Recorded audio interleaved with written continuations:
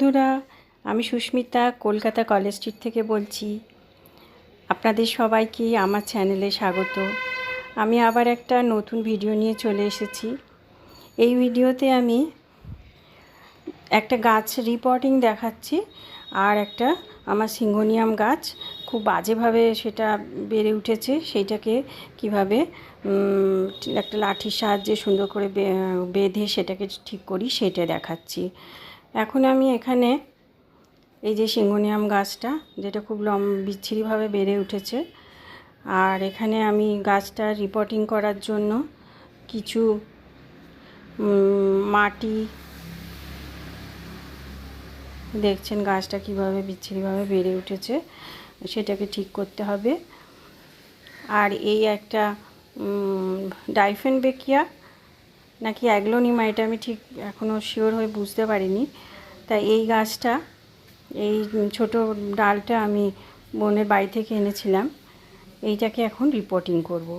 এখানে আমি নিয়ে নিয়েছি মাটি, বালি আর কিছু সামান্য ভার্মিকম্পোস্ট, আর নিয়েছি একটু পাতা সার। এইগুলোকে খুব ভালোভাবে মিশিয়ে নিচ্ছি। খুব ভালোভাবে মিশিয়ে নেওয়াটা খুব প্রয়োজনীয়। তারপরে আমি এই বাটির মধ্যে দেখছেন ফুটো করা ছিল, তার উপরে খোলাম কুচি দিয়ে এগুলোকে মাটিটার মধ্যে দিয়ে দিলাম। মাটিটা দেওয়ার পর আমি এই ছোট্ট টবটা থেকে গাছটাকে বার করে নিয়ে এটাকে রিপোর্টিং করার জন্য এইখানে এইভাবে রেখে দিলাম, দিয়ে আরও কিছু মাটি দিয়ে করছি। ছোট মানে এই ছোট্ট টবটার মধ্যে গাছটা 15 দিন ছিল।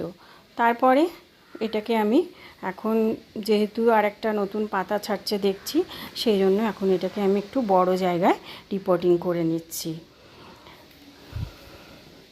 গাছটা দেখতে অত্যন্ত সুন্দর, পাতার যে ডিজাইনটা মানে রয়েছে পাতার মধ্যে, এই যে দাগ আর দেখে এত সুন্দর পছন্দ হলো আমার।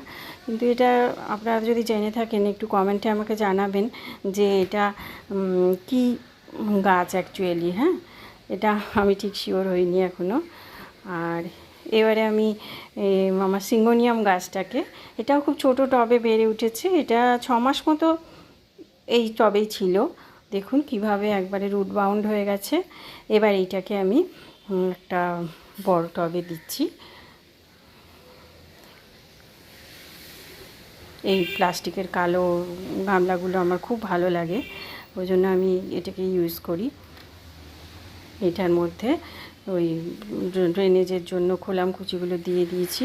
এবারে মাটি টাটি দিয়ে এটাকে ঠিক করে মানে করার জন্য এটা ব্যবস্থা করছি।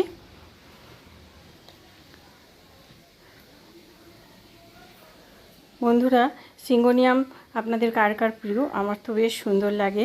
অ্যারোহেড প্ল্যান্টও বলে একে। আর পাতাগুলো মানে অ্যারোর মতো, এই যে ডিজাইনটা, এটা খুব ভালো লাগে। অবশ্য এই সিঙ্গোনিয়াম অনেক রকম ভ্যারাইটির পাওয়া যায়। আর আরেকটা যে আছে পিঙ্ক সিঙ্গোনিয়াম, ওটা তো ভীষণই ভালো লাগে, কিন্তু আমার সংগ্রহে ওটা এখনও নেই। ওটা সংগ্রহে আনার খুব ইচ্ছা আছে আমার। আপনাদের বন্ধুদের যাদের সংগ্রহে আছে কমেন্টে জানাবেন। এবার আমি এইটাকে একটা লাঠির সাহায্যে একটা দড়ি দিয়ে এটাকে শক্ত করে বেঁধে নিচ্ছি। আর এইভাবে বেঁধে দেওয়াতে কী হবে, দেখতেও খুব সুন্দর লাগবে, আর গাছটা মানে রাখার সমস্যাটাও কমবে, গাছটা সুন্দরভাবে বেড়ে উঠবে এইভাবে।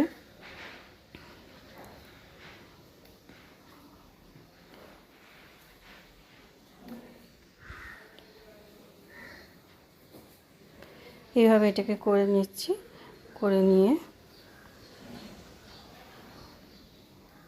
একটা শক্ত লাঠির সাহায্যে এটাকে করে নিলাম। আচ্ছা বন্ধুরা, আপনারা সবাই কেমন আছেন? আশা করি সবাই ভালো আছেন। দেখুন এইভাবে এটা করা হয়ে গেল। এইবারে আমি গাছ দুটোতে একটু জল দিয়ে দেবো। রিপোর্টিংয়ের পর জলটা অবশ্যই দিতে হবে। জল দিয়ে দেবো। দিয়ে এটাকে, এই দুটো গাছকে এখন আমি 5-6 দিন কিন্তু ছাওয়াতে রাখবো, ছাওয়াযুক্ত জায়গায় রাখতে হবে, কারণ ডাইরেক্ট সানলাইটটা এখন পড়লে এখন তো একটু স্ট্রেসে চলে যাবে না গাছগুলো, সেই জন্য একটু ডাইরেক্ট সানলাইট এদের পক্ষে ঠিক ভালো হবে না। এই দুটো গাছকে এবারে আমি কিছুদিন এদেরকে এইভাবে শেডে, আন্ডার শেডে রেখে দেবো। একটু জল দিয়ে দিচ্ছি, জল দেওয়ার পরে ভালোভাবে গাছ দুটো এবার আশা করছি সুন্দরভাবে গ্রো করতে পারবে। এই যে দেখুন, বলছিলাম না নতুন একটা পাতা বার হচ্ছে, সেই পাতাটা দেখা যাক কবে এটা বড় হয়। আচ্ছা বন্ধুরা, আপনারা সবাই আমার পাশে থাকবেন এবং আমার চ্যানেলটিকে সাবস্ক্রাইব করে দেবেন। আবার দেখা হবে পরবর্তী আরেকটি ভিডিওতে। নমস্কার বন্ধুরা।